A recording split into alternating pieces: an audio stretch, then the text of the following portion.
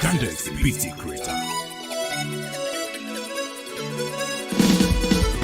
Yorùbá ní mí tọkàntọkàn, ọmọ Odùduwà ní mí. Yorùbá ní mí tọkàntọkàn, ọmọ Odùduwà ní mí. Yorùbá ronú jinlẹ̀ o, ẹja àjọ bímọ ṣọ̀kan. Dúró lórí Odùduwà nation, òmìnira làwa ń fẹ́. Gbé kíni gbé kájọ gbé, láwọn fi délẹ̀ ìlérí. Gbé kíni gbé kájọ gbé, láwọn fi délẹ̀ ìlérí. Bẹ́yìn nítumọ̀ òmìnira ló dálé lórí. Ọ̀rọ̀ ẹ̀sìn pánìdé yìí ni ọ̀rọ̀ ẹ̀sìn rárá.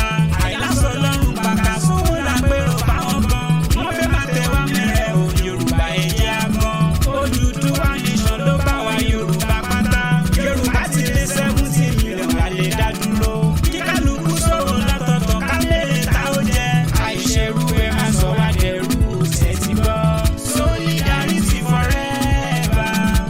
Solidarity forever. Solidarity forever. We shall always fight for our rights. Yorùbá ní mí tọkàntọkàn, ọmọ Odùduwà ní mí.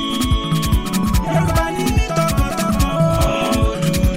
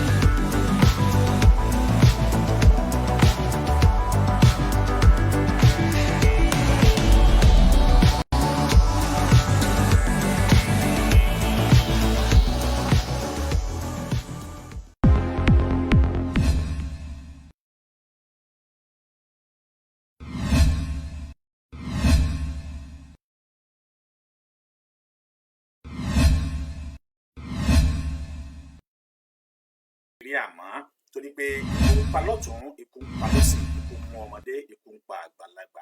Ṣé ẹ má jẹ́ kí a sọ pé kí la kábàámọ̀ pé àwáyé sí. Àwọn wọ̀nyí ẹ ó jìyà látàyè kí ẹ tó kúrò. Ó jẹ pabambarì ìyà ní àṣẹ Elédùmarè ọba tí ó ṣe ìdá wa. Mo kí gbogbo wa káàbọ̀ sí orí ètò lónìí. Mo kí ọmọdé, mo kí àgbàlagbà, mo kí ọkùnrin, mo kí obìnrin, mo kí onílé, mo kí àlejò. Mo kí gbogbo wa pé a tún kú ọjọ́ mẹ́ta. Bẹ́ẹ̀ mo kí wa wípé a kú àyájọ́ ọjọ́ òní, bó tilẹ̀ jẹ́ wípé àwọn kan máa kí wa pé happy Valentine. Èmi náà kí gbogbo ẹ̀yin olólùfẹ́ mi lónìí wípé happy Val ọ̀pọ̀lọpọ̀ lónà ni a ó ṣe ní òkè èèpẹ̀. Lónìí ẹ ò rí pé mo kọ́kọ́ fi orin aládùn yẹn mo kọ́kọ́ fi wọlé wípé Ọlọ́run má jẹ́ kí a kábàámọ̀ pé kí ni tí a wáyé fún. Ṣe a ò wá sí ayé lára yìí bẹ́ẹ̀ a sì wáyé aláyé. Ayé tiwa gangan òun náà ni àwa ayé tọ́lọ̀ ń fún wa lọ́wọ́, ṣùgbọ́n a sì olóríyàn ni. Àwọn kan ní bóyá àkàntì ẹ̀ sí ìlú yà. A ò sí ìlú yà, ìlú tọ́lọ̀ ń dá wa sí, ìlú tó ń dárò tó lóyún ni. Ṣùgbọ́n àwọn kọlọ̀rọ̀ sí oníjẹkújẹ alájẹbánu ìyàwó bíríkì wọ́n ti fẹ́ sọ ohun tó yẹ kó jẹ́ ti gbogbo ará ìlú ni wọ́n ti sọ ní ti wọn nìkan. Láṣẹ Èdùmàrè, láṣẹ ọba tó ṣẹ̀dẹ̀ nìkan wa bẹ́ẹ̀, a ó padà gba orílẹ̀-èdè wa padà kúrò ní ọwọ́ amúnisìn tí ó sì máa jẹ́ orílẹ̀-èdè ti ilẹ̀ Oòduà. A jókòó wa pé a kú ìrọ́jú. Ó mà ṣe o. Níbi tó súni dé, níbi tí ó kaniláyà dé, àti ṣó fídíò tàbí ṣó píkṣọ̀ ó sì di ọ̀ràn fún mi nítorí pé ọ̀pọ̀lọpọ̀ nú ẹ̀yin tẹ́ ń wò mí ló jẹ́ pé tí ẹ bá rí àwọn píkṣọ̀ wọ̀nyí, hypertension ni a ti mú yín. Ikú kódà ẹlòmíì àti kú sára, ẹlòmíì ò nílé ìrònú. Ṣùgbọ́n tèmi gan ń wò tí mo di ọkùnrin bí mo ṣe náyà tó. Àwọn fídíò tí mo ń wò, àwọn píkṣọ̀ tí wọ́n ń sẹ́ndì sí mi bí mo ṣe náyà tó, bí mo ṣe jọ́kùnrin. Mo sì ń mú, omi sì ń bọ́ ní ojú mi. Mi ò mọ̀ gbà tí omi ń bọ́ lójú mi. Mi ò mọ̀ gbà tí mo wà depressed. Ká má tó wá sọ ẹ̀yin tí ẹ jẹ́ obìnrin tí ẹ ń wò mí, ẹ̀yin tí ẹ jẹ́ ọkùnrin tí ẹ ń wò mí, tí ẹ nífẹ̀ẹ́ Odùduwà tọkàntọkàn. Èyí nìyí tí ò jẹ́ kí n fẹ́ sọ píkṣọ̀ kankan tàbí fídíò kankan mọ́. Olójẹ́ kí n kọ́ fi orin yẹn wọlé wípé dákun dábọ̀ gbà wá Ọlọ́run, dákúndábọ̀ gbàwọ́ Elédùmarè gbà wá lọ́wọ́ ogun amúnisìn. Ẹni tó jíwó ìlú ó ń sun máṣàn, ẹni tó jí búrẹ́dì wà lẹ́wọ̀n. Ọ̀rọ̀ ńlá ni. Ẹni tó jíwó ìlú ó ń sunú máṣàn, ó sì tún ń lọ pẹ̀lú àwọn bodyguard lẹ́yìn. Bẹ́ẹ̀ ẹni tó jí búrẹ́dì lásán wọ́n sì rán lẹ́wọ̀n. Ẹ ò ní jèrè. Gbogbo ẹ̀dá tó bá ti ń fi ara ní ìran ọmọ Oòduà, gbogbo ẹnikẹ́ni tó bá ti ń fi ara ní ìran ọmọ Oòduà, ẹ ò ní jèrè. Àrọmọdọ́mọ yín ò ní nísinmi, nítorí wípé ẹ ti tọ́ ṣoṣo ẹ ó sì rí ṣoṣo. Mo fi àsìkò yìí mo fi dúpẹ́ lọ́wọ́ Ṣèyí Mákindé, gọ́fúnà Ọ̀yọ́.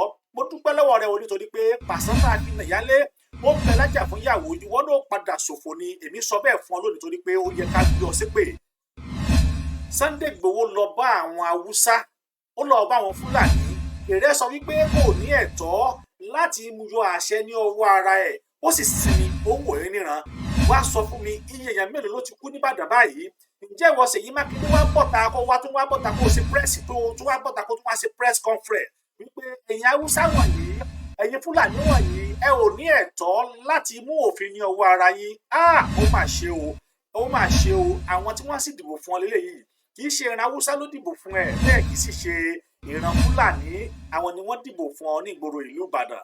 Ọlọ́run yóò yọ wá lọ́wọ́ àwọn màlè tẹ́lẹ̀ tí a kó òṣèlú ilẹ̀ Oòduà lé lọ́wọ́, torí ó dájúdájú pé ògbólógbòó ọmọ àlè tó fi kóńgò mú gàrí òun náà ni ọ̀gbẹ́ni Ṣèyí Mákindé yìí. Lóní pé mo rò pé yóò kàn tiẹ̀ sọ̀rọ̀ lẹ́nu bí ọjọ́ bíi mẹ́ta bíi mẹ́rin tí wàhálà ti ń ṣẹlẹ̀ nígboro ìlú Ìbàdàn báyìí. Mo ń retí kó sọ̀rọ̀, mi ò rí press report, mi ò rí press news. Gbogbo orí kíbi ni mo wà tí mo ti ń wò bóyá yóò kàn tiẹ̀ sọ̀rọ̀. Mo wo news, mo wo Punch news, mi ò rọ̀, mo wo The Nation, mi ò rọ̀. Tẹ́ ẹ bá wá rẹ́ni tó rọ̀rọ̀ tó sọ o, ẹ jẹ́ kí n mọ̀. Bọ́ èmi ò rí tó sọ. Ẹ rí wípé apààyàn òun náà ń lò wọ́n ara àwọn olórí burúkú ẹ̀dá tá a mọ̀ pé olórí bú ni tá a fi dìbò fún náà nù. A ó máa gbé èyí tí ẹ bá ti jẹ́ adarí ìlú, yàtọ̀ sáwọn ọba o, yàtọ̀ sí ọba. Ṣùgbọ́n èyí tí ẹ jẹ́ adarí ìlú tó jẹ́ wípé ẹ mọ̀ nípa wípé kí ààbò, ẹ̀yin ẹ jẹ́ alága àti olùṣàkóso ààbò lórí àwọn ará ìlú, ibùdó lórí ọba pàápàá. Gómìnà òun ni aláàbò, ní aláàbò lórí ìlú ẹ̀. Tẹ́ wá kọ̀ ẹ̀ ṣe ààbò lórí ìlú yín, ẹ padà ṣòfò tọmọtọmọ, nítorí pé èpè tá ń gbé yín sẹ́yìn yóò mọ yín, torí pé à ń ṣe ti ìbànújẹ́, à ń ṣe tìnira, à ń ṣe ti dààmú pé ikú ló sì ń pa àwọn ènìyàn wa wọ̀nyí. àìmọye ẹ̀mí ló ti sọnù lẹ́nu wẹ́rẹ́ tá a rí. Kódà níbi tí mo wò lé, ó dẹ̀ sú mi, mo ń láti fi fóònù mi síbi kan ni. Ọmọ tuntun, ọmọ yẹn ò tí ì lè ju ọmọ abóyá kí n sọ wípé ọmọ 7 months or 8 months. Ó wá dàgbà tán, ajẹ́bíyájú ọmọ 1 year. Ọdún wọn ṣe bí ọmọ yẹn ní àdá ní orí níbí. Ọmọ kékeré, ìlú wo ni wọ́n ti ń pa ọmọ, ìlú wo ni wọ́n ti ń pa ọ̀dọ́, orílẹ̀-èdè wo ni wọ́n ti ń pa ọ̀dọ́ tí ò nẹ́sẹ̀ lọ́rùn, orílẹ̀-èdè wo ni wọ́n ti ń pa ọ̀dọ́, orílẹ̀-èdè wo gan lẹ́rí tó jẹ́ pé wọ́n bẹ̀rẹ̀ sí ní pa ọ̀dọ́, ìlú wo lẹ ti rí? Ẹ wò ó, bó bá wù yín kẹ́ ẹ gbọ́, tó bá wù yín kẹ́ ẹ má gbà, ọ̀rọ̀ jáde àṣẹ tẹ̀lé. Orílẹ̀-èdè Nàìjíríà ò lè nísinmi, ìdí sì ní. Ṣùgbọ́n tá a bá rí ẹnikẹ́ni náà yín tẹ́ pa yín lórí wọ̀nyí, kò lè nísinmi. Tí orílẹ̀ Nàìjíríà ò ṣe ní ìsinmi ni wípé ẹ ti ta ẹ̀jẹ̀ aláìṣẹ̀ sílẹ̀, àwọn ọmọ tí wọn ò mọwọ́ tí wọn ò mẹsẹ̀, ẹ ti ta ẹ̀jẹ̀ wọn sílẹ̀. Ìlú tó bá ti ta ẹ̀jẹ̀ aláìṣẹ̀ sílẹ̀, irú ìlú bẹ́ẹ̀ ò lè nísinmi. Ogun ni ìlú bẹ́ẹ̀ ò lè nísinmi. A kàn ń parọ́ tara wa jẹ ni. Ẹlòmíà ni àwọn ń ṣépè kí ni kò sísinmi ń bẹ. Ẹ jẹ́ ká kókó tọrọ reality fún àwa lásìkò wọ̀nyí. Ẹ má jẹ́ àwulẹ̀ máa fi dúdú bóra wa lójú. Ẹ má jẹ́ á mú àmúlùmọ́là, ẹ má jẹ́ ká mú pèpèrè má pèpè, ẹ má jẹ́ ká jẹ́ ká rántí pé ẹ̀gẹ́ ò jọ ẹ̀gẹ́, bẹ́ẹ̀ ni wọn ò sì jọra wa, wọn ò jọra wọn. Ìlú tó bá ti ń ta ẹ̀jẹ̀ ọmọ kékèké sílẹ̀, ìlú tó bá ti ń ta ẹ̀jẹ̀ ọmọ kékèké sílẹ̀, ìlú tó bá ti ń ta ẹ̀jẹ̀ àwọn ọmọ kékèké sílẹ̀, irú ìlú bẹ́ẹ̀ ò kí ń nísinmi. Kì í ṣe pé àwọn ìlú bẹ́ẹ̀ ò kì í ráyè, wọn kì í rójú, wọn ò kì í nísinmi. Eléyìí ò kì í ṣe ọ̀rọ̀ èpè. Ẹlòmíà ní bóyá pè ní kì í ṣe pé, nítorí pé ọmọ tí ó ṣẹ̀yìn, arákùnrin tí ó ṣẹ̀yìn, arábìnrin tí ó ṣẹ̀yìn, ẹni tí ò robikùnrin tí wọ́n ní pé ẹ̀yin Fúlàní, ẹ̀yin Haúsá ẹ máa bọ̀, ẹ wá máa ní pẹ̀lú wa. kájọ máa gbé ní ìrẹ́pọ̀ tẹ wá múra ẹni bẹ́ẹ̀ tẹ wá pa tẹ tó fẹ́ gba ẹ̀tọ́ ẹ̀ lọ́wọ́ ẹ̀ tó wá bínú tẹ wá pa tó sì kú náà bẹ́ẹ̀ irú ẹni bẹ́ẹ̀ ò kúkú Ọlọ́run irú ẹ̀dá bẹ́ẹ̀ ò mà kúkú Ọlọ́run ikú àtọwọ́dọ́ ọmọ ènìyàn mà ní ṣùgbọ́n kíní kan ni o Ọlọ́run ní ewé kan ò ní jábọ́ lórí kó mọ̀ mọ̀ sí i àti wípé Ọlọ́run fi wọ́n sábà bí aburú nù tó bá wá rí bẹ́ẹ̀ báwo ni irú bẹ́ẹ̀ ṣe wá fẹ́ nísinmi torí pé ẹni tẹ́ ẹ parí kò ní lọ ọ̀run tààrà yóò máa rìn káàkiri gbèrègbèrè kérégbèrè káàkiri yóò máa rìn káàkiri ọ̀nà gbèrègbèrè bẹ́ẹ̀ yóò sì máa bínú torí pé yóò máa pe ẹbí wọn ò ní lè dá lóhùn yóò máa pe ará wọn ò ní dá lóhùn yóò máa pe ọ̀rẹ́ wọn ò ní dá lóhùn wọn wá sọ fún pé àwọn eléyìí ààyè ni wọ́n wá ìwọ ò sí láàyè mọ́ yóò wá ní kí ló wá pa mí wọ́n wá ní kó wù wá wá rí pé Fúlàní ló pa á ó máa ṣe o tó bá jẹ́ bẹ́ẹ̀ ni mo rọ gbogbo ẹ̀yin tí ẹ bá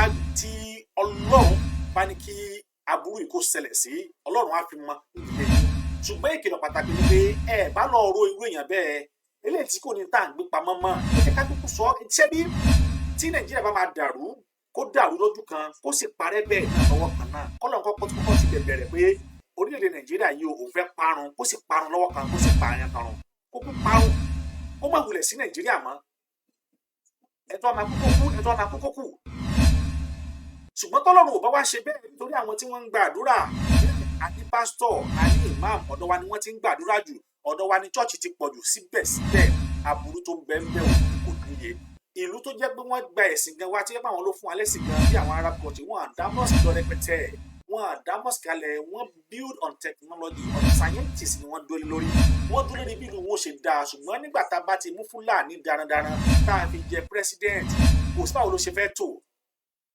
a lọ mú ẹni tí even though at least ẹni tó bá kàn tiẹ̀ máa kàwé á jáde primary 6 á lè mọ̀ wípé A for apple B for ball nígbà tí ò sí ẹni tó mọ̀ bẹ́ẹ̀ tẹ́ lọ gbé afọ́nú apọ̀dà ti gbàgbé pé ìran ológun kan ò ní kàwé ni tá a wá gbé sórí oyè tó wá débẹ̀ tán tó wá ṣe mọ̀nàmọ́ná ẹ̀yin tẹ́ tó wá gbé yẹn ti wá ní south west ẹ̀yin gọ́vnà kan wọ̀nyí tẹ́ ẹ kàwé tẹ́ ẹ gboyè tí ẹ wá ń sori burúkú bẹ́ẹ̀rẹ̀ aṣẹ́wó ìwọ Ṣèyí Mákindé ìwọ lọ̀rọ̀ mi dé bá lónìí òní pé ó ti ya ọmọ àlè tá a bá sọ pé olórí burúkú ọmọ àlè ìwọ gọ́fúnà Ọ̀yọ́ state yìí ni ìwọ gọ́fúnà Ọ̀yọ́ state yìí ni torí mo rò bóyá kó o jáde kó o ṣe the same press report kó o sì sọ ní gbangba pé òfin yóò bẹ̀rẹ̀ sí ní mú àwọn tí wọ́n bá ṣe bí kó o sọ bẹ́ẹ̀ you are the safe security of that your state. Ìwọ ni security ìwọ ni chief security state yẹ kí ni àṣẹ tí o tún bá wù wọ́n náà ní àṣẹ tó o lè pa lọ́dà olórí burúkú lọ́dà lọ ẹ̀kí láti pèsè Karima jẹ́ kajama drastica constitution tẹ́ ń lò at least there is subsection tó fún wọn náà ní power of autonomy láti ṣe tó bá wù ẹ́ tó fún wọn náà lágbára lọ́dà constitution orí burúkú tẹ́ ń protect constitution tí ò ṣàǹfààní constitution tí ò mú àǹfààní bá gbogbo ọmọ orílẹ̀ Nàìjíríà constitution aburú constitution bàtújẹ́ tẹ́ ẹ fipá gbélé wa lórí jẹ́ pé àwọn kan àwọn ológun ni wọ́n kọ́ kí lólógún mọ̀ ọpọlọ ológun ti dorí kodo lẹ́yìn kí wọ́n yìnbọn kí wọ́n kọ́ nípa ìbọn tí wọ́n mọ̀ nìyẹn ẹnu tó mẹ́ta ni wọ́n ṣẹ̀ ń kọ́ ẹ̀kọ́ nípa ìmọ̀ ìjìnlẹ̀ ẹ sì wá kún àwọn Haúsá ìwà kún wọn síbẹ̀ náà àwọn tí wọ́n ṣe ní Ìbàdàn sìn yìí gbogbo ẹ̀yin ará Ìbàdàn torí pé Ìbàdàn lámọ̀ tí wọ́n ní agbára láyé ọjọ́ òun láyé àwọn Ọ̀yọ́ empire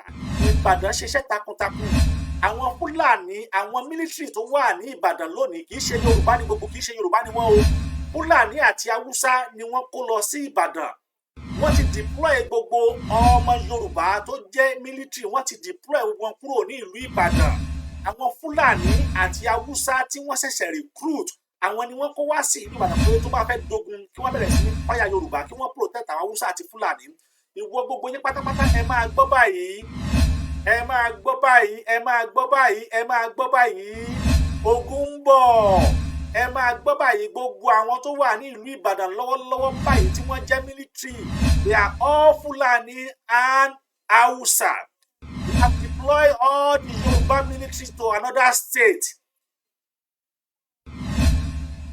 wọ́n deploy wọn lọ sí another state wọ́n lu àwọn Fúlàní láti lè jẹ́ back defence fún àwọn Haúsá tàbí Fúlàní nígbà tí Yorùbá bá fẹ́ síwọ́ ogun sí wọn ìdí tí wọ́n ṣe kó àwọn Fúlàní ìwá nìyí ohun tó ń ṣẹlẹ̀ ní ìlú Ìbàdàn gẹ́gẹ́ bí ìròyìn ṣe fi tó wa lọ́wọ́ òun náà ni à ń sọ fún yín kíákíá báyìí kí gbogbo ẹ̀yin tí ẹ wà ní ìlú Ìbàdàn ẹ gbáradì ẹ gbáradì ẹ gbáradì ẹ gbáradì ẹ jẹ́ ká kàn tiẹ̀ kọ́kọ́ gbé ti kìrìsìtẹ́nì ẹ já gbé tì náà ẹ jẹ́ ká gbé ti mùsùlùmí ẹ gbọ́ bí ò sọ o ìwọ tó bá mọ̀ pé kìrìsìtẹ́nì ẹ ó tó gbà ẹ́ ó tó fàyà gbọ́ta káríwá lè máa ṣe lọ ìwọ tó bá jẹ́ pé mùsùlùmí tí wọn náà ṣe rèé ó tó gbà ẹ́ tó kú bá dé tí ìbọn ò ní bọ̀ tó sì ní kúkú òjijì ìwọ náà máa ṣe lọ ṣùgbọ́n ìwọ tó bá jẹ́ wípé ẹ̀sìn ẹ ò dé góńgó bí kí wọ́n yìnbọn fún ọ kì í ṣe kí wọ́n gangan fún ara rẹ̀ kó lọ fi àyà gba ìbọn sometimes straight bullet ó lè ọ̀kọ́ o kàn déédéé bá rẹ ní vicinity tí wọ́n kàn déédéé lójijì lábẹ́ sí ní pààyàn how do you defend yourself how do you escape that is why now ẹ lọ bẹ̀rẹ̀ sí ní ṣe àwọn tó bá yẹ kẹ́ ẹ ṣe sára ẹ gbàgbé ẹ tó o bá ṣe sára tó o bá ti fi ṣèyàn níbi kò lè mú ẹ Ọlọ́run gan ni ká wá ìmọ̀ ó ní kódà bó ṣe inú wọlẹ̀ ẹ wá ìmọ̀ débẹ̀ wá ìmọ̀ nípa bí ìbò ò ṣe lè rẹ́ is a knowledge is part of knowledge ara knowledge ni wá ìmọ̀ bí ìbò ò ṣe lè rẹ́ wá ìmọ̀ bí àdá ò ṣe lè rẹ́ wá ìmọ̀ bí wọn ò ṣe lè yin Ọlọ́run tẹ́gbọ́n bá ti ń yẹ Ọlọ́run yóò mọ yí báyìí wá ìmọ̀ Ọlọ́run ò dá ewé àtegbò lásán ó dá fún lílo wa ni ó dá fún wa bí ká lò ní ká dẹ̀ fi ṣe oore ni so why are we afraid kí ni wọ́n ń pè ní ẹbọ kí ni wọ́n ń pè ní síríkù we need not to deceive ourselves anymore ẹ má jẹ́ ká tara wa jẹ mọ́ pé síríkù ni ẹbọ ni don't let us deceive ourselves you are protecting yourself against untimely death. Bí wọ́n ṣe ń jà tó bí àwọn pásítọ̀ yẹn ṣe tó pé àwọn ń gba Ọlọ́run tó how many pastors lẹ́nu tó ti lọ kojú Boko Haram let us don't deceive ourselves we all say this thing every time pásítọ̀ mélòó ló ti lọ kojú Boko Haram àáfàá mélòó ló ti lọ kojú Boko Haram mi ò bú ẹnì kankan o ẹ dákun ẹ jọ̀ọ́ ẹ má sì mí gbọ́ ṣùgbọ́n mo fẹ́ kó yé wa kó lè bá yé wa ni mo ṣe ń sọ àwọn nǹkan wọ̀nyí pé ìwọ tó bá wà ní location náà yìí tó ń jí ní location náà yìí àsìkò tó fún ọ láti lọ gbáradì àsìkò tó fún ọ láti jẹ́ pé kí owó ọmọkùnrin kún ọmọkùnrin àsìkò tó fún ọ láti jẹ́ kí owó ọmọbìnrin kún ọmọbìnrin tí ẹ bá ṣe ń ṣe fúnra yín ẹ máa ṣe fún àwọn ọmọ yín náà ẹ máa ṣe fún àwọn ọmọ yín ẹ máa jẹ atakóró wọnú àdókò lè mọ ọmọ inú ẹ̀wọ́ tó bá jẹ é jẹ́ kí ìyàwó àtàwọn ọmọ ẹ̀jẹ̀ káwọn náà jẹ́ kí wọ́n bá ọ jẹ é torí ìdágìrì ṣe bẹ́ẹ̀ yẹn ni ẹ fún ṣe tá a ní wúrà èèyàn ni ẹ fún ṣe tá a ní wúrà Ìyálóde Ìbàdàn èèyàn làwọn wọ̀nyí wọ́n jà fitafita fún ìran Oòduà èèyàn ni wọ́n èèyàn láwó lọ́wọ́ wọ́n jà fitafita fún ìran Oòduà ìwọ náà kó pa tiẹ̀ lónìí ó kú ti dé dẹ̀bì bí ẹ̀ kalẹ̀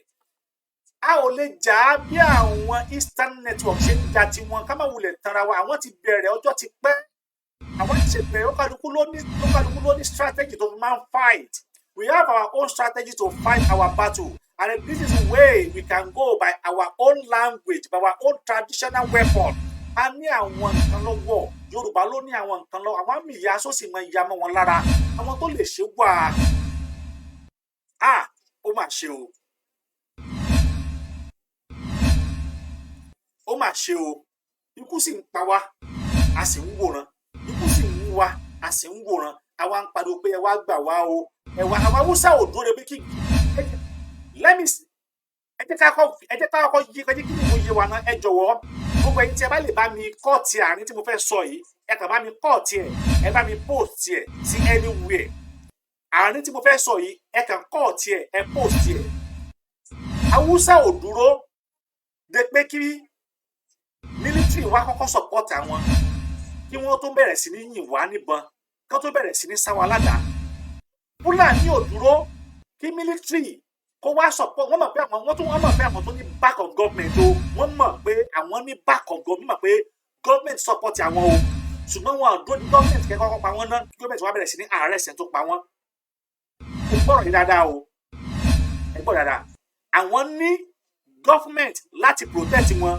ẹ bá wọn ló yẹ kí wọ́n relax kán bẹ̀rẹ̀ sí ní ṣe okòó kán má lo àdá kán má lo ọ̀bọ̀n kán má jẹ́ kí Yorùbá pa wọ́n kí ìjọba wa sọ pé ó yẹ kó àwọn àmì lọ bẹ̀ ẹ lọ kó àwọn tó wà ń bẹ̀ wọ́n dúró de yẹn wọ́n dúró de pé gọ́ọ̀mẹ̀ntì support wa ṣùgbọ́n àwa náà tún gbọ́dọ̀ gbáradì wọ́n wá lọ wá àdá wọ́n wá bọ̀ wọn kó jọ bẹ́ẹ̀ àwa tí a wá jẹ́ pé a ní ẹnì kankan a ní ẹni tó fẹ́ support wa even though gómìnà tá a fọ́ọ̀tì fún ọmọ àlè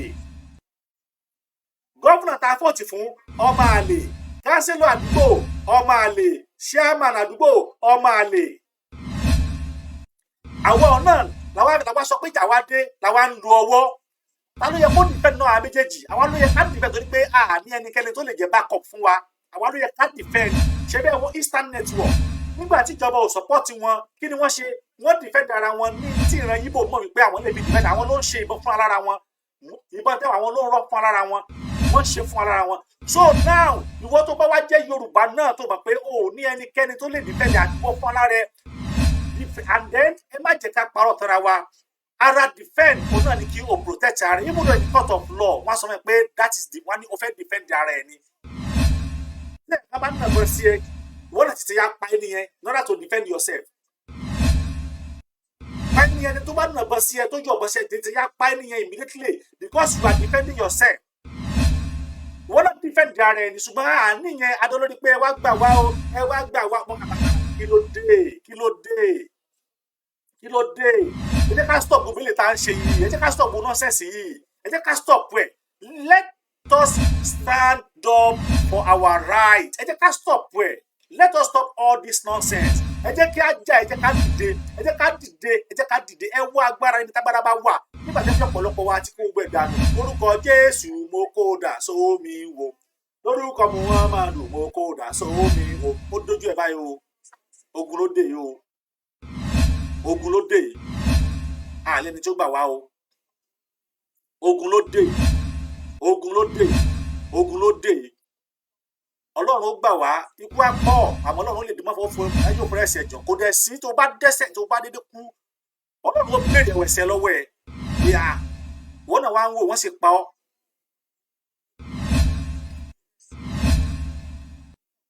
ta ló mọ̀ bí Jésù nù wa?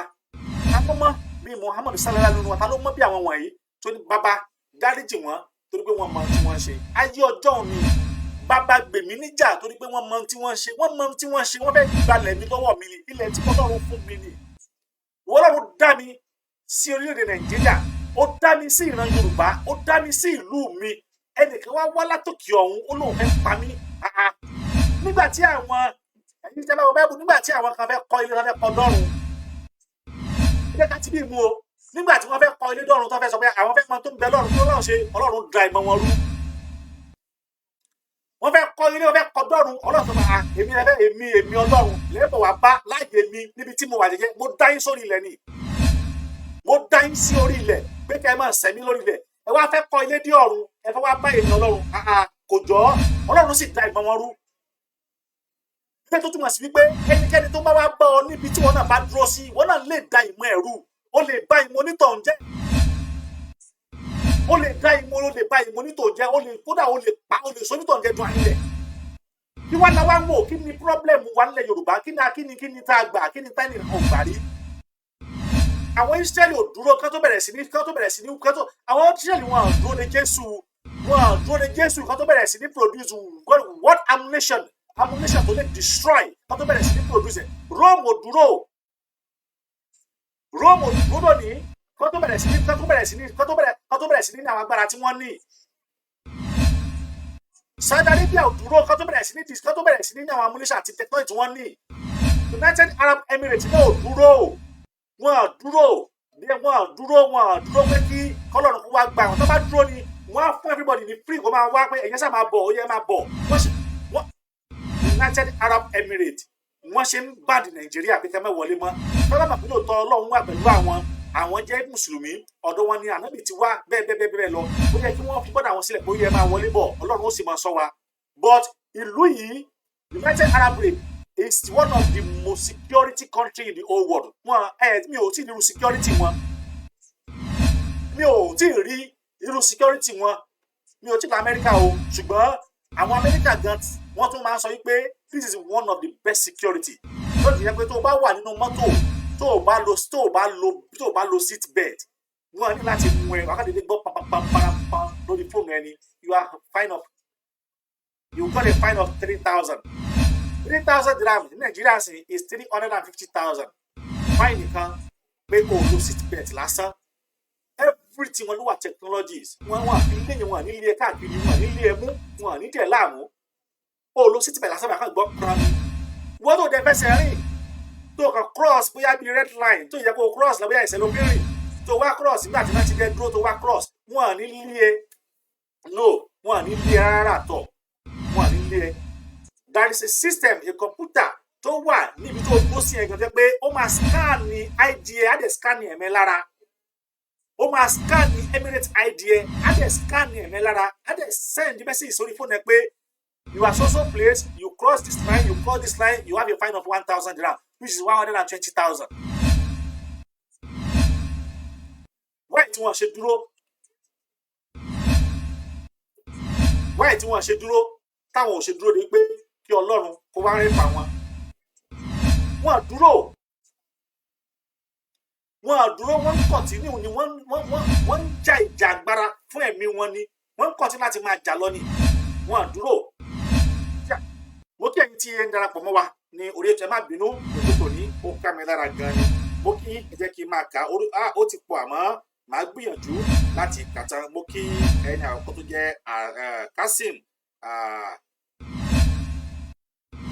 Kasim Àtẹ̀ló wọ́n ní inshallah Olúwabùnmi Ìdòwú Ayọ̀míkún Adáraníjù and kí látò kọ́ ẹ ṣe Lágúdé Sídíkù wọ́n ní àwọn náà wẹ̀ ṣe gan ni bẹ́ẹ̀ ni Nususu Ayẹni this is Igbo name thank you very much Olúwaṣèyí Táíwò Philip wọ́n ní ẹ ṣe gan Nikki baby ẹ ṣe gan tí ẹ ń wò wá Tao Katum pẹ̀lú John Owó àti Táyọ̀ Olúkáyọ̀dé wọ́n ní àwọn náà wò wá Comfort Adé John wọ́n náà wò wá Olúwafẹ́mi Ahmed wọ́n náà wọ́n náà wò wá Olúwafẹ́mi Ahmed jọ wọ́n ní I love this video thank you very much Prince Ọládélé wọ́n ní àwọn náà wò wá Dúdùkẹ́ mi and Abíọ́dún Ọlátúnjí wọ́n ní àwọn náà wò wá wọ́n sọ pé àmín New Boy wọ́n náà wò wá Fẹ́mi Johnson wọ́n náà wò wá Marufu Aremu wọ́n náà wò wá bẹ́ẹ̀ ni Olúwafẹ́mi Ahmed wọ́n exactly use and ni àwọn fi wọ́n ṣe o thank you very much Enos wọ́n náà wò wá Bùkúnmi Báyọ̀ Akínọlá Morakinyo and Muhammad Bayo Taofik wọ́n ní àwọn náà wò wá Prince Ọlámilékan wọ́n ní àwọn Ìdòwú Ọ̀pẹ́yẹmí wọ́n náà wọ́n Síkírù Lawal wọ́n náà wọ́n wá Ọmọ Láyọ̀ wọ́n náà wọ́n wá Elijah wọ́n ní àwọn náà wò wá Alákà wọ́n ní àwọn náà wò wá àti bẹ́ẹ̀ bẹ́ẹ̀ lọ ọmọ Yorùbá wọ́n náà wọ́n wò wá Ọlárẹ̀wájú ní àwọn náà wò wá Títí Rachel wọ́n náà wọ́n wò wá Prince Ayọ̀mídé wọ́n náà wò wá Stella Abiodun wọ́n ní happy Sunday and happy Valentine Day sir thank you very much happy Valentine Day to everyone wọ́n ní Emmanuel Owólabí wọ́n náà wò wá Ṣèyí Ọlátúnjí and Ọpẹ́yẹmí wọ́n náà wò wá Ọlọ́run jù wọ́n ní àmín Salawudeen Jelil Ọláwálé àti Ọlọ́run jù àmín wọ́n náà wò wá Alisim Akínyẹmí wọ́n náà wò wá Ògún Ládé Abíọ́dún àti Kamalideen Ọbásanjọ́ ní halaji ní ẹjọ́ ó lọ ní ẹnu mi díẹ̀ ó lè pé Agbo Ọlá Bámidélé wọ́n ní àwọn náà wò wá Evangelist Mary Olúbíyọ̀ wọ́n náà wò wá wọ́n ní àmín James Sisters Adébíyọ̀ wọ́n náà wò wá Pauline Adésákin wọ́n náà wò wá Ayọ̀mídé Isiaq Olúwatóbi àti Chris Tao Bàbá wọ́n ní àwọn náà wò wá ọmọ àlè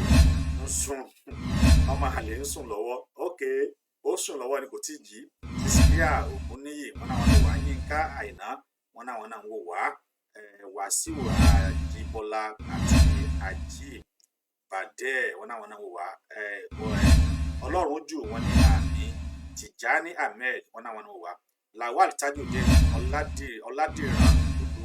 Ọládìran Ọlásùnbọ̀ àti Solomon Ṣèyí Abígẹ̀sìn wọ́n ní àwọn náà wọn náà wá owó jẹ ní Sherifat wọn náà wá Prince Oyèbánjọ Olóyèdé wọn ní àwọn lò Azeez Hafiz àti Larry Gold Lawal wọn ní àwọn náà wà bẹ́ẹ̀ ni Afisco Lawal bẹ́ẹ̀ ni Kẹ́hìndé Ògúntilé Ògúntẹ̀lúwò wọn ní àwọn wà Idris Alao Lateef wọn náà wà àti Kazeem Òjòlówó bẹ́ẹ̀ wọn ní àwọn náà àwọn wò wá pẹ̀lú Amma Akédélé Yẹkínní ìṣèjọpọ̀ Sẹ̀míù torí ọlá olórúkọ mi àbúsẹ́ni torí ọlá ẹ ṣé gan Ọlọ́run jù Ahmed wọn ní Oduduwa pé àgbo ìbẹ́ẹ̀ ní agbára Ọlọ́run ẹ̀wárí ògbó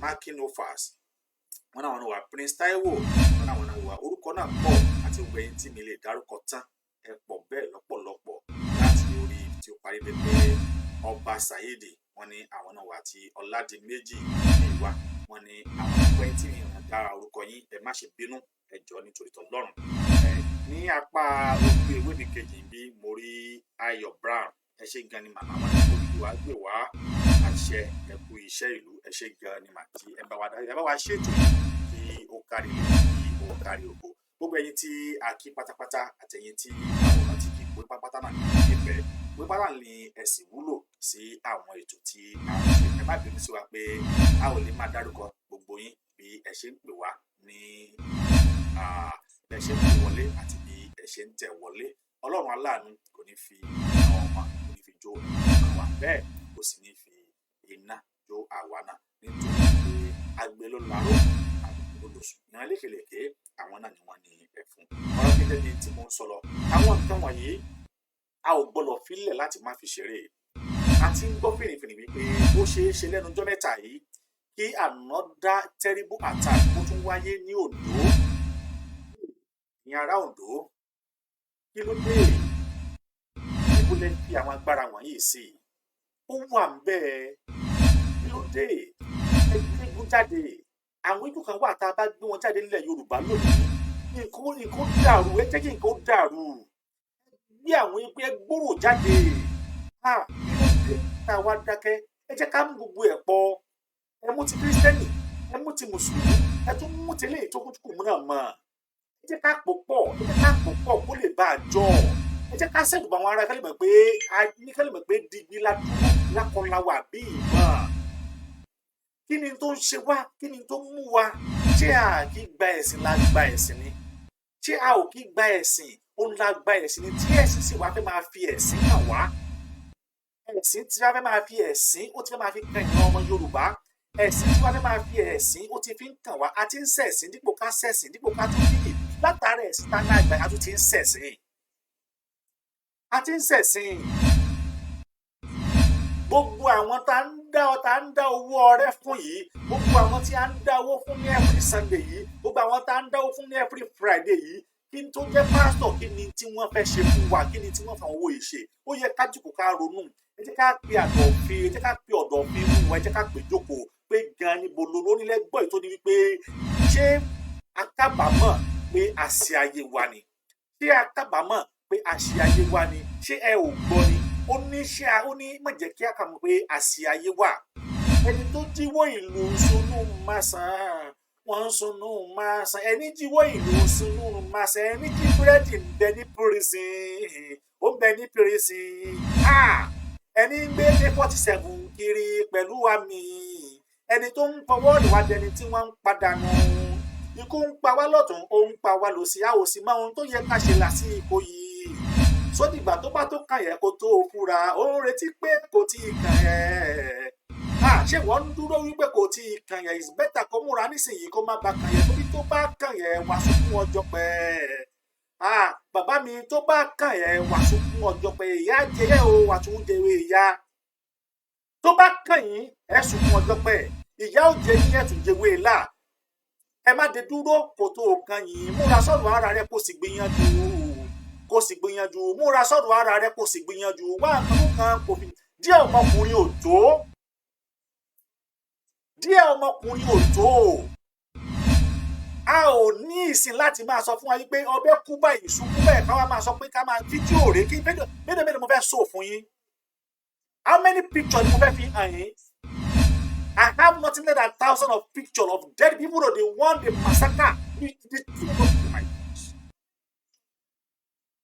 Let us reason. Ẹ jẹ́ kí a fura. Nígbà tí àwọn army, nígbà tí àwọn EndSARS tẹ́lọ̀ protest, ẹ wo bí wọ́n ṣe kó ìbọn, ẹ wò wọ́n dìgbà mọ́ra ogun, wọ́n kó gbogbo ẹ̀. Àwọn tí wọ́n kọrí sí àwọn tí wọ́n kó lọ sí Sambisa. Can you see the stupid?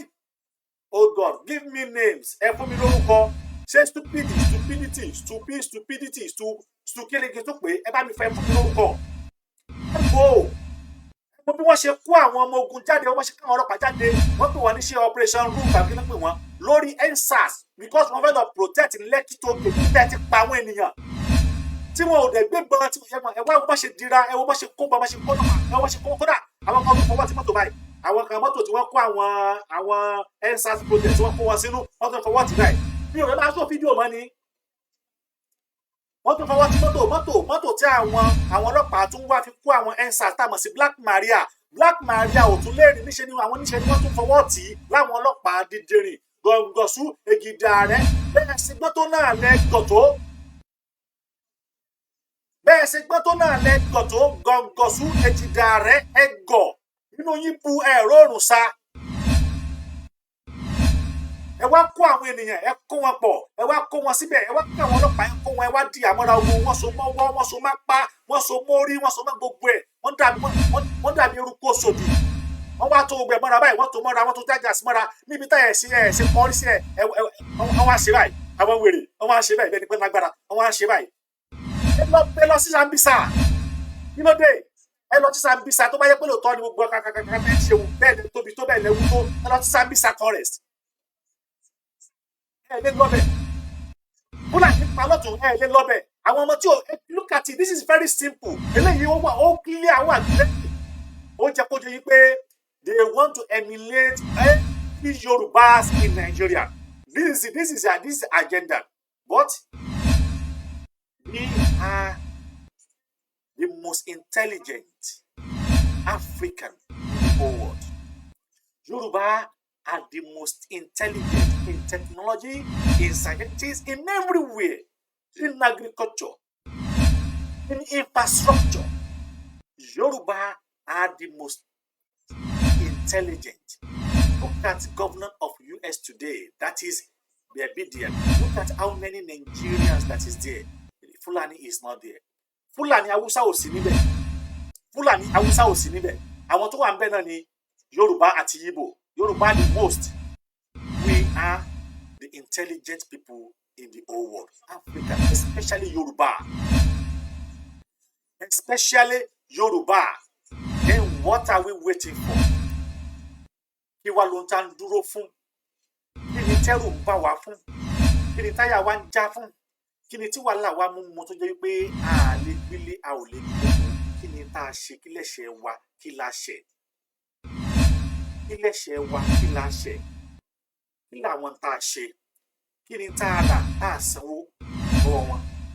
We need to ask ourselves this simple question. We need to ask ourselves. Kí ló ń tá a ṣe? Kí lẹ̀ṣẹ̀ wa? Kí la ṣe fún wọn? Kí la gbà lọ́wọ́ wọn? Kí la rà lọ́wọ́ wọn? Kí la rà tá a sanwó? Kí ló tá a rà lọ́wọ́ wọn tí a ò sanwó ẹ̀?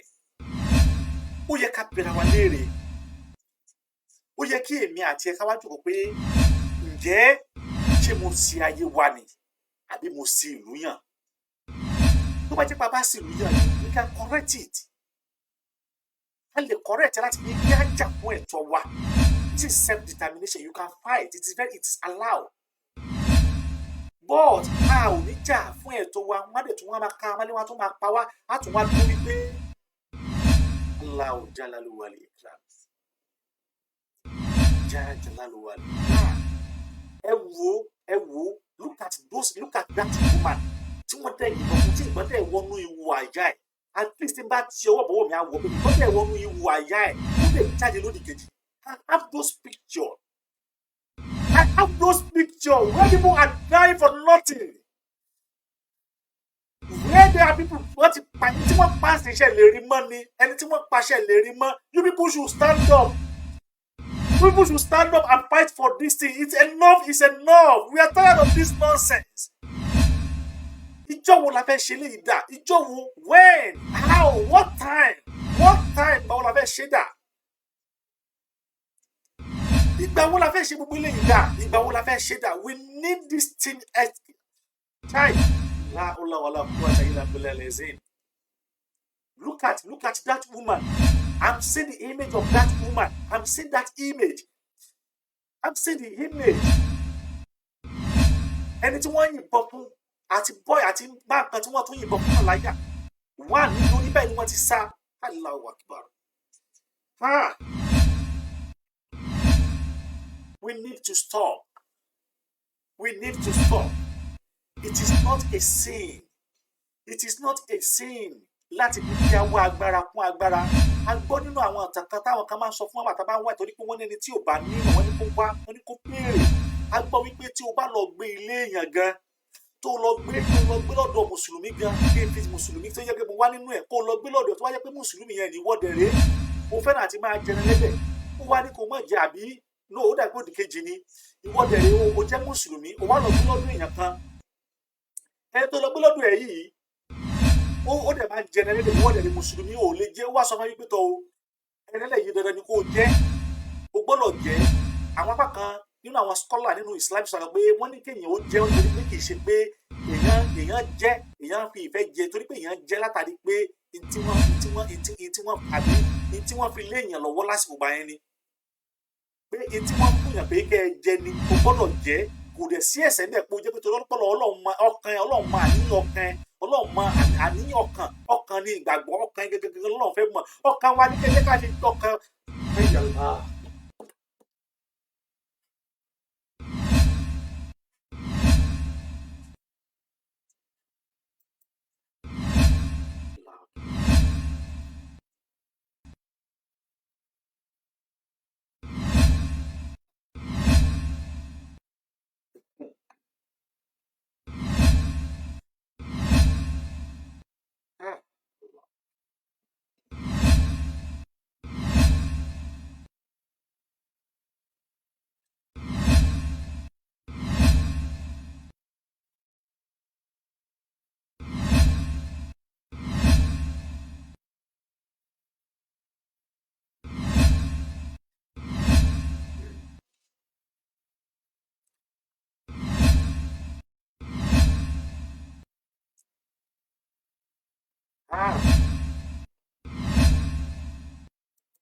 Ẹ jẹ́ ká dìde.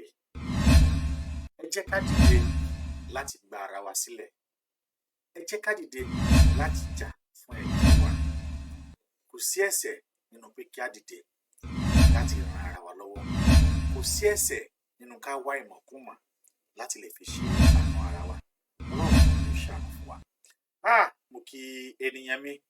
Prince Fatimat Asakesaba Money Word of Padimi. Thank you very much, my dear sisters. In fact, we are afraid and tired self, but I know God will see us through. As I always say, we are not one. We are not compatible in any form. We are very far from each other by culture, heritage, understanding, belief. Most especially, poverty is the root of all this. That is the truth. Poverty is the root of all this.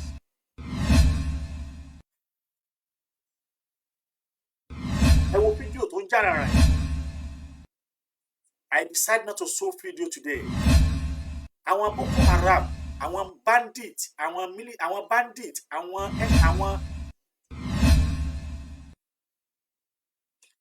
X-Men wọ́n show fídíò bí tí wọ́n ti ń yẹ ammunition tí wọ́n kó fún wọn wò. You will see it clearly at the end of that picture of that video. They have mentioned Nnamdi Kanu. I think also they have mentioned they have mentioned Nigeria, which is me. They got all this ammunition through the government support. Wọ́n gba àwọn nǹkan wọ̀nyí látara government support. Àwọn government ló kó fún wọn. Government ò ló kó fún wọn. Because ó wà clear through their conversation pé government ló kó fún wọn. Look at sophisticated ammunition tí wọ́n kó fún wọn. But ìran Yorùbá, a ní ohun tí a ń pè ní abi èpè dànù tó yẹ pé wọ́n máa yìn á dẹ̀ máa ti ìdíjò. We have all these. But what exactly is our problem? Kí ni ìṣòro wa? Ẹ jẹ́ ká kàtí ẹ̀ sí ni pé àwọn gbé fídíò ẹ wo wọ́n ti ń pa wá o. Ẹ̀yin kẹ́ bombard dibẹ̀ pẹ̀lú full force. Tó bá jẹ́ pé àwọn tí wọ́n pè ní Àmọ̀tẹ́kùn bá jọmọlúàbí gidi ni, DPO tó ní máa kọjú bọ́ sí wọn nígbà tí wọ́n fẹ́ tọkọtà wọn. Can you imagine? Àmọ̀tẹ́kùn fẹ́ lọ bá àwọn Hausa Fúlàní tí wọ́n ń pàṣẹ Ìbàdàn. DPO sì tún kọjú bọ́ sí wọn, ó tún wọ́n fi ìbọn lé wọn padà. Ó wá sọ nínú pé ó dẹ̀ deny. Mélòó, how many times you will see this in Nigeria and then the next thing they will deny in the newspaper?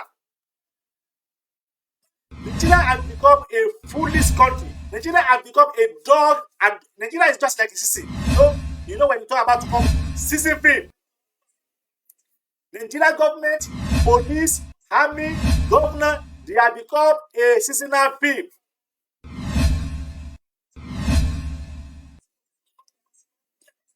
What ti wá di kí làwọn ọmọ yìí? Michael Angel. Nigeria government have become Michael Angel, 61 and 62. Because something will happen, it is very clear. The next thing you will see in the news, they will deny that it is not happened.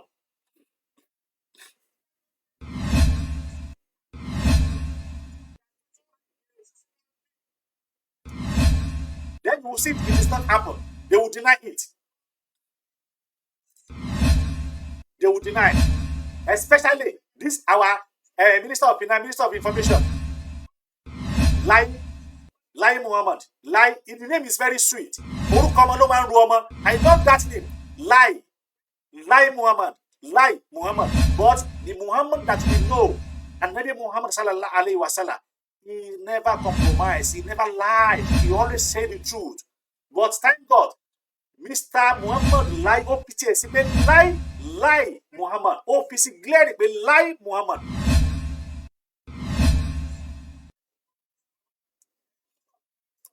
OPT Lai Long. So Lai Muhammad, clear. He's one of the stupid women I've never seen in the whole world. He's very stupid human being. Even though our grandchildren here, why people are calling you lie. And then now, in the time of exercise, those children will see clearly that their grandpapa is one of the most lie. At least award. The whole Nigeria, please, let us organize an award for this man. Let us organize and pretend as if we want to give him an award of, whatever we call it. Then on that occasion, when video and everything we just said, Mr. Lai will present to you an award of the most lie in Africa or in the whole world. The most liar in the whole world. That's award of the most liar in the whole world. We just give him that award.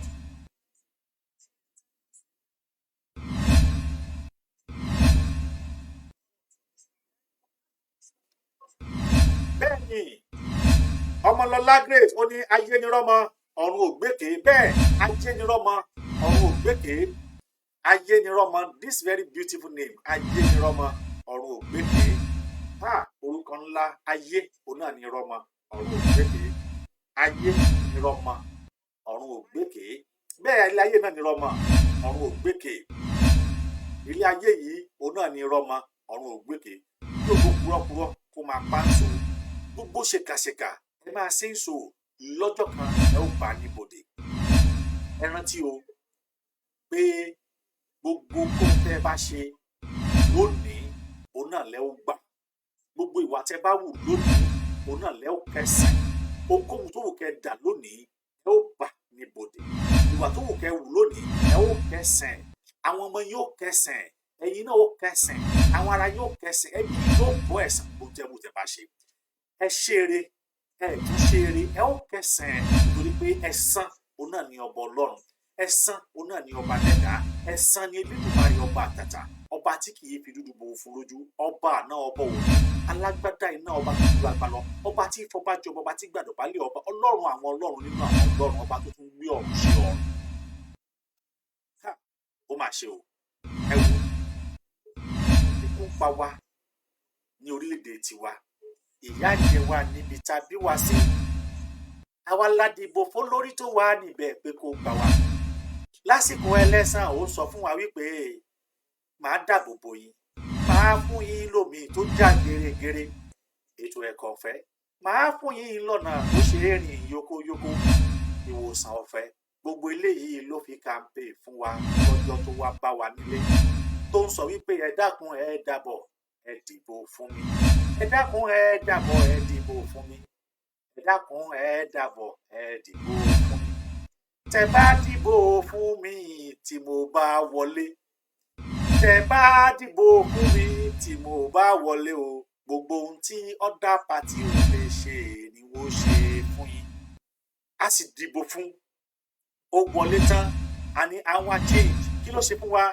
ẹ̀yin lẹ béèrè pé ẹ ń wà change o máa fún yín ní change tẹ ó ní rò láéláé a sọ pé àwọn àyípadà tó dáa àwa la béèrè fún àyípadà tó dáa ṣùgbọ́n kí ni wọ́n wá fi san fún wa ní gbẹ̀yìn kẹwàá gbọ́ ikú òjijì tí kì í ṣe ti coronavirus ikú igbóná tí kì í ṣe ti coronavirus ikú tí ò láfiwé tí kì í ṣe ti coronavirus ni wọ́n fi dípò fún wa ṣẹ́ òmìnira tá ń béèrè fún tánà ń fẹ́ o ìyípadà tá ń béèrè fún tánà ń fẹ́ kì í ṣe bí kí wọ́n pa wá lẹ́bi kì í ṣe bí kí wọ́n pa wá lára kì í ṣe bí pé kí wọ́n má fìyà jẹ wá o kó gbogbo gbówó lérí kó má ṣe rà lọ́jà kọ́mọ ẹlẹ́ran wá máa jẹ gbogbo nǹkan làwọn sọ kọ́mọ aláṣọ máa wá kí sàkọ́ lòun tá ń fẹ́ kọ́mọ onílé máa wá sùn bùkà kọ́ la béèrè fún ìyípadà ohun tá a béèrè fún ni wọ́n fún wa ní ikú òjijì lọ́wọ́ Fúlàní pẹ̀lú x-men wọ́n fún wa ní ikú òjijì lọ́wọ́ Fúlàní pẹ̀lú x-men a ò róúnjẹ jẹ mọ́ ní ilẹ̀ Yorùbá àwọn àgbẹ̀ wa ò lè lọ sóko mọ́ o àwọn àgbẹ̀ wa ò lè lọ sóko mọ́ o wọn ò lóko àárọ̀ dòru mọ́ èdè pa wá lọ́tún lósì tẹ bá wá rẹ́ni tó pọ̀ síta tó ń tọrọ owó tẹ bá rẹ́ni tó pọ̀ síta tó ń tọrọ oúnjẹ ẹ dákun ẹ ṣàánú ẹ kó jẹun ìyà tí wọ́n fi ń jẹ wá táwọn ta dìbò fún ebi tí wọ́n fi ń pa wá àwọn ta dìbò fún olóṣùn wọn débẹ̀ kẹ́ gbọ́ o olóṣùn wọn débẹ̀ kẹ́ gbọ́ ẹni tó kó wo iyebíye kúrò l'Amẹ́ríkà tó kó lọ sílùú Nàìjíríà pé kóun lọ dáṣẹ̀ sílẹ̀ ó polúkúrú mùsù pátápátá ni tí ò lè rí £1 sáàkàtì rárá torí ẹ̀ ló fi jẹ́ pé ẹni tó bá rọ̀nà kúrò ní Nàìjíríà pẹ́rẹ́ ẹni tó bá rọ̀nà kúrò ní Nàìjíríà pẹ́rẹ́ àjùwọ́ á ṣe báìbáì sórílẹ̀-èdè orí burúkú á ṣe báìbáì sórílẹ̀-èdè ìbànújẹ́ pé ó dìgbà ó ṣe pé a tún máa ríra lọ́jọ́ mìíràn bó ṣe rí nìyẹn pé a tún máa ríra lọ́jọ́ mìíràn ẹ tó bá jàjà tó bá kúrò nílé because the situation of that country is beyond the prayer.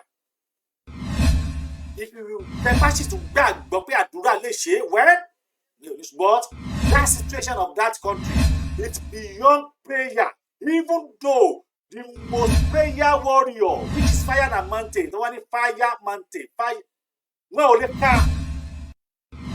ṣé ànáwọn tó máa sọ pé nǹkan báyìí máa ṣẹlẹ̀ a ní àwọn prophet wọ́n jẹ́ pé wọ́n sọ pé àwọn pẹ̀lú àwọn ní prophet wọ́n ní agbára tí wọ́n lè jí òkú nílé tí wọ́n lè ṣe tó bá wù wọ́n tí wọ́n lè tí wọ́n ṣe miracle wo ni wọ́n ti perform lórí Nàìjíríà miracle wo ni wọ́n ti perform they can't because all of them are fake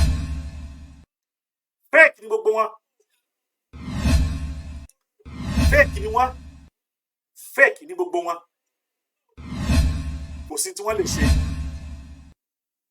kò sí ó ti dàrú bí ẹsẹ̀ télọ̀ ó ti dojúrú pọ̀ bí omi kànga kí ló dé èèyàn ò lè jáde lé á jáde lé pé ọlọ́run kó tún dá ń padà sílé padà what a country tí ẹ bí wàá jáde lé country wo lẹ́tí tí wọ́n ti ń pa ara wọn nípa country let us see the reality country wo lẹ́ni tí wọ́n ti ń pa ara wọn nípa bàbá yìí and the minority among us are the one terrorize us. The minority among us are the one giving us a problem. Ẹ wo mo show fídíò kan mo ti post sórí YouTube. Ó wà lórí YouTube. Bẹ́ẹ̀ let me try and go bẹ́ẹ̀ kí ló gbé wá. Hausa mo ti ní mi ò ní show fídíò but àwọn fídíò kan ti ká show fúnra wa but mi ní show ẹ̀ ó dijọ́ mi. Hausa lọ soak mango sínú gutter. Wọ́n soak mango sínú gutter. Mango wọ́n lọ soak sínú gutter fáwọn èèyàn láti máa rà. That's another one too. Ó ń ta carrot, cucumber.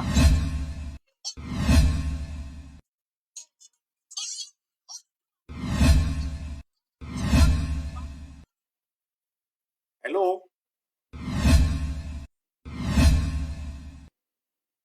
Hello, Olúkọ́lá. Ẹ jẹ́ kí n dá kọ́lá yìí lò torí ẹni tó pè wá. Ẹ wo ènìyàn, wọ́n lọ soak mango. Wọ́n soak ẹ̀ sínú gọ́tà ni wọ́n soak mango yẹn sí.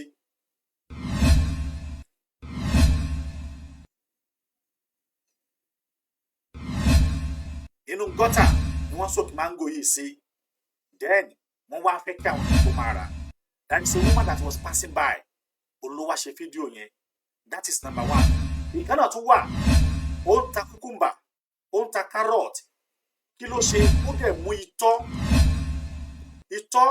àti other part of incantation or whatever tó bá believe nínú ẹ̀ ó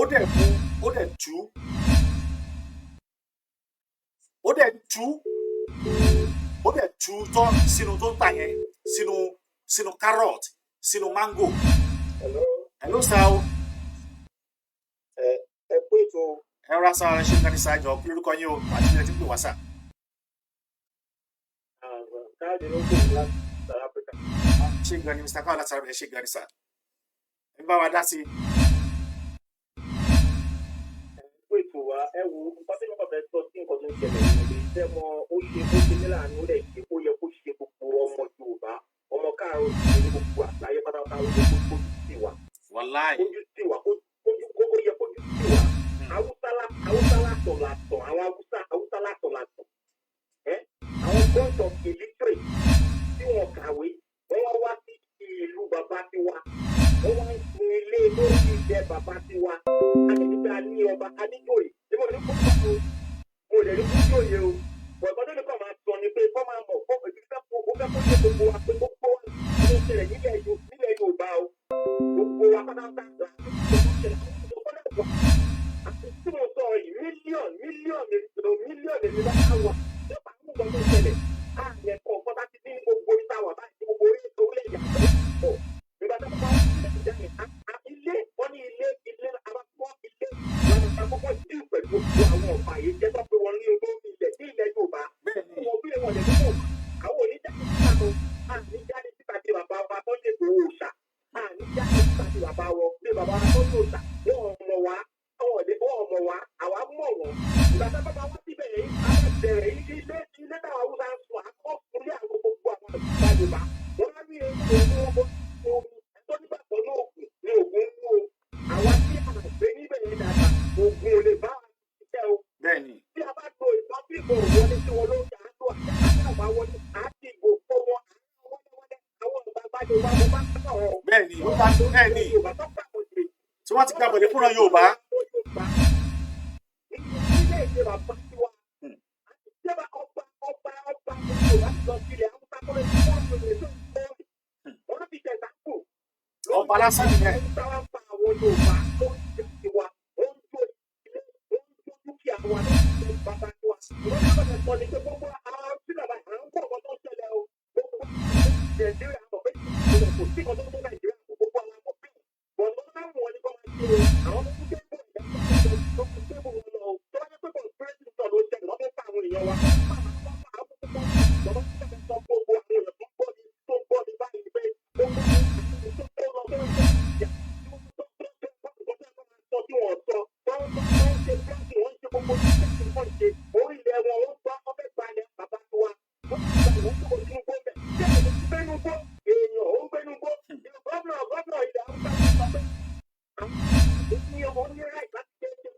Yes.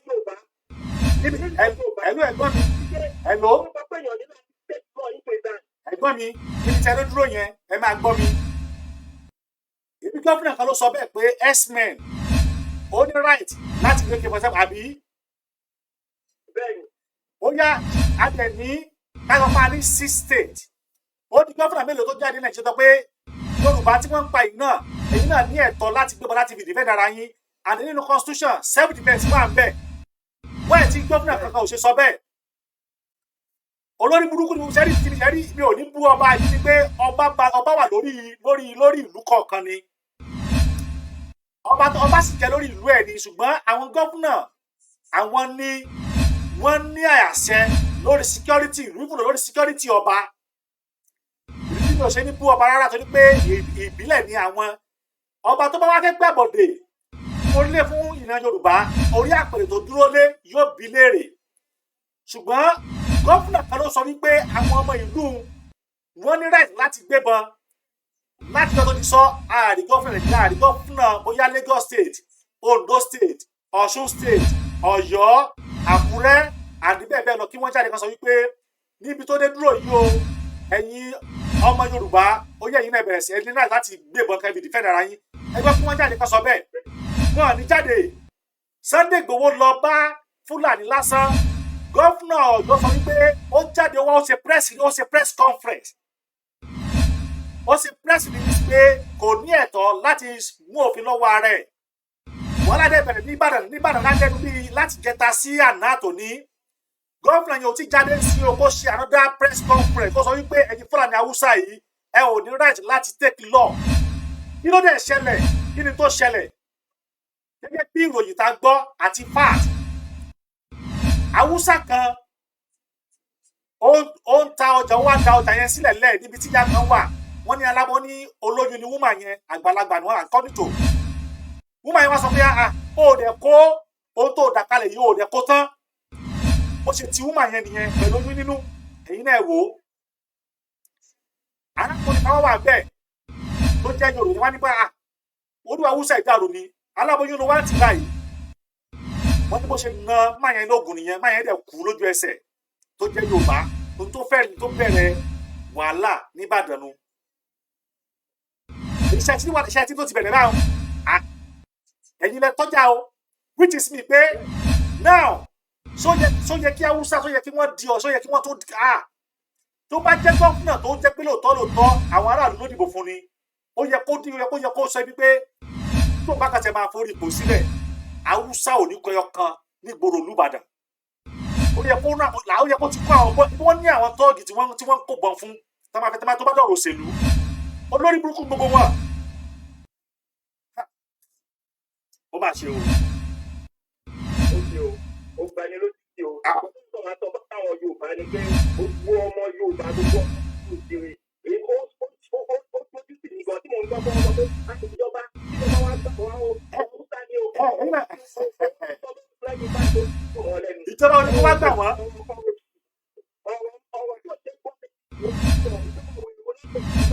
ìjọba tó kó ìbọn fún àwọn ẹgbẹ́ tó ní wọ́n máa ń pa ẹni wá sí pé ìjọba.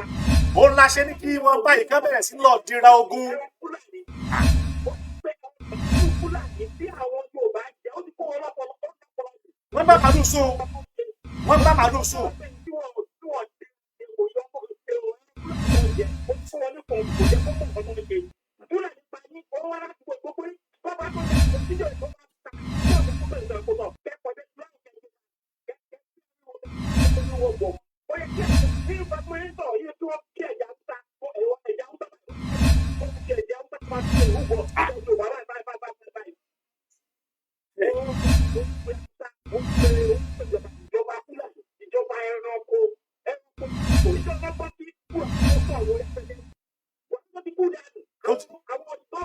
lórí gbogbo nàìjà ìlú káàrọ̀ òjìire àwọn ọmọ Yorùbá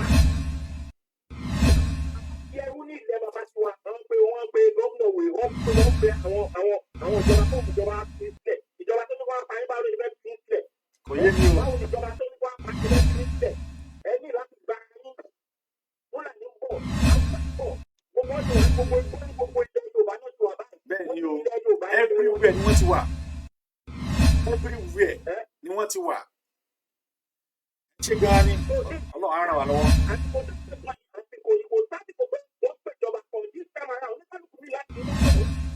nítorí hard.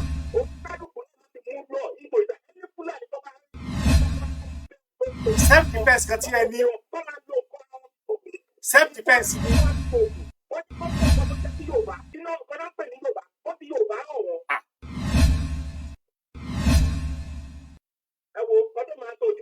ẹ ṣe gan ni.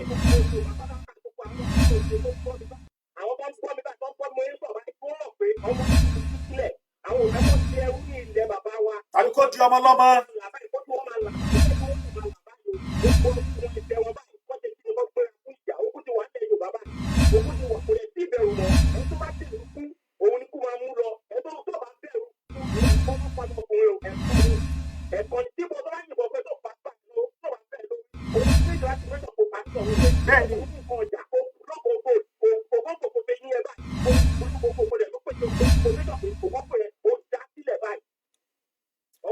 bó ṣe rí nìyẹn bó ṣe ẹ ṣe gan ni ẹ ṣe púpọ̀ ẹ ṣe adúpẹ́ sáà o ẹ ṣe gan tí ẹ bá wa dá sí ètò.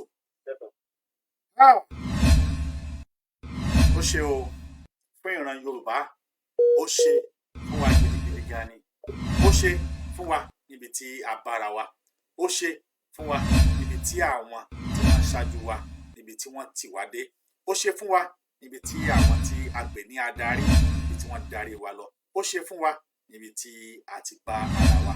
a fi àsìkò yìí rọ gbogbo ẹ̀yin ènìyàn wa pé kí ẹ dákun kí ẹ dábọ̀ ṣe abẹ̀yìn pẹ̀lú títóbi Ọlọ́run pé kí ẹ bá wa subscribe sí YouTube channel wa lọ síbẹ̀ máa rí Ọmọborí Owó Media TV torí ó ṣeé ṣe kí a mú sí orí YouTube channel wa finally ẹ dákun ẹ jọ̀ọ́ ohun tí ẹ lè fi ran ìdílé lọ́wọ́ òun náà nìyí subscribe sí orí YouTube channel wa torí pé láì gbà púpọ̀ wa a máa fẹ́ máa dánu dúró nítorí pé ọjọ́ ṣetán ọjọ́ ń rebi àná oòrùn ṣetán oòrùn ṣe rebi àtiwọ̀ lékelèké ṣetán lónìí òun lè èmi ọmọ yín Aládéníyì èmi Ọmọborí sọ fún mi pé ìbànújẹ́ ò ní tọ́ sí o ní agbára Ọlọ́run èmi lọ́mọ oṣù òròkì àsálà àròmísà lẹ́gbẹ̀lẹ́gbẹ̀ èmi lọ́mọ àrẹ̀sà ìdílé mọ́ pàlàkó èmi lọ́mọ bàdó ọmọ abọ́lé òkú fún mi ní yamadé lára èmi lọ́mọ ṣe ni wọn ò ṣe ni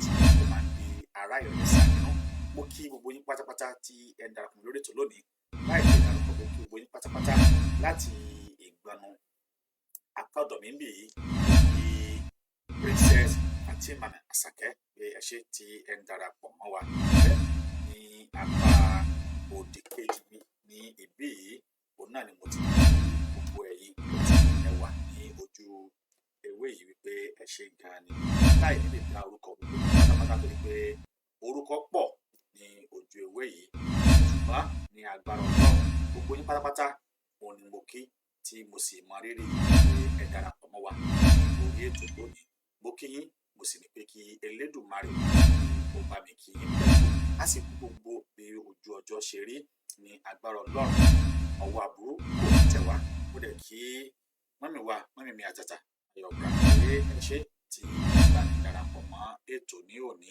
bẹ́ẹ̀ ni mo kí èèyàn kan pàtàkì tí ó jẹ́ wípé wọn ò lè ṣe kí wọ́n má bàa wá dá sí ètò mo kí àwọn pé wọ́n kú ìdarapọ̀ mọ́ wa ní orí ètò gbogbo pápátá pé Ọlọ́run a máa ràn wá lọ́wọ́. Mo kí Mr. Francis France if you are Yoruba don't stop Yoruba nation support okay and you don't support Yoruba nation you are a bastard. bẹ́ẹ̀ ni gbogbo ẹnikẹ́ni tí yóò bá ti support Yoruba nation ti pé ọmọ àlè ìdí nìyí tó fi jẹ́ pé a máa ń rí ọmọ àlè lọ́pọ̀lọpọ̀ tó bá ṣe àwọn gọ́fúnà yìí ló ṣe tán láti sọ́pọ́ọ̀tì wa ọmọ àlè ni wọ́n tó bá dẹ̀ bá àwọn ọmọ náà ló ṣe tán láti sọ́pọ́ọ̀tì wa ó jẹ́ pé ọmọ àlè ìran Oòduà ó náà ni àwọn náà wẹ́nikẹ́ni tó bá ti gbìyànjú kódà bí wọn sọ́ta ṣùgbọ́n tí ọkàn wọn ṣe tán pé àwọn ń ṣe àdúrà fún àwọn tí wọ́n ń jà fìtàfìtà yìí ẹ ó bá ní bòde èyí tí náà ti yẹ sí jẹ́ pé orí kó dàrú lẹ́wà èyí náà ó bá ní bòde torí pé ohunkóhun tí oníkàlùkù wa bá ṣe àlá ó gba ẹ̀san ẹ̀ bẹ́ẹ̀ ẹ ò ní gbin àlùbọ́sà wá fi kálá o gbogbo tí ẹ bá ṣe òun náà ẹ ó gbà níbí yìí òun náà ni a ó ti máa dánu dúró fún tòní ní atúnlé padà ríra ní ọjọ́ ẹnìkan sọ fún mi pé ó ní pro actually ó ní RS1 my brother from Holy right on the Yoruba cause must be captured. Thank you very much. Ara àwọn èèyàn mi thank you very much but pro kí ló lè ná Atros the Larry thank you very much my brother ẹ ṣé púpọ̀ Elédùmarè yóò máa ràn wá lọ́wọ́ ọba ara yóò sì máa ṣe àánú fún wa bẹ́ẹ̀ a ò ní dà ní agbára Ọlọ́run àbúrò nípa wa kò ní kọ̀ọ̀kan yín a ò ní rògùn àbúrò gbogbo ẹ̀yin tí ọwọ́jà Fúlàní àti Haúsá tí ó sì tẹ̀ tó bá gbogbo ẹ̀yin Ọlọ́run kó dákun pé ó ra yín lójú Ọlọ́run kó fi omi tuntun sí lọ́pàá débi pé ẹ ó lè gba àbúrò náà ní àtẹ̀mára nítorí pé ohun tó burú Ọlọ́run kó sì lọ lójú gbogbo àwọn tí wọ́n sì ti papòdà látàrí àìní ìjọba àlàáfíà yìí Ọlọ́run yóò tẹ̀yìn sí afẹ́fẹ́ rẹ̀ bẹ́ẹ̀ Ọlọ́run yóò sì fi ẹsẹ̀ jẹ gbogbo ẹ̀ṣẹ̀ tó bá wù fẹ́ bá wa ṣẹ̀ Ọlọ́run yóò bá wa darí gbogbo ẹ̀ṣẹ̀ yín pátápátá yóò bá wa darí ẹ̀ lórí àwọn ìjọba yóò sì fi yín sí ọgbà ìdẹ̀ra Ọlọ́run pé ikú àìmọ̀dé ikú àìtọ́jọ́ òun náà ni ó pa yín Ọlọ́run sì sọ pé gbogbo àwọn lórí ó ní òun sọ fún wọn pé kí wọ́n ṣe dáadáa lérí àwọn tí wọ́n bá ń ṣe àgbáyé lórí Ọlọ́run yóò bá wa ṣe ìdájọ́ lè tí ó bá tọ́ àti lè tí ó bá yẹ ẹ ṣé púpọ̀ ẹ darapọ̀ mọ́ mi a ó máa tẹ̀síwájú láti máa kásẹ̀ ìdílé ní òní ní agbára Ọlọ́run títí di ọjọ́ mẹ́jọ tí a máa pàdé a ò ní dààmú àwọ̀ ìbànújẹ́.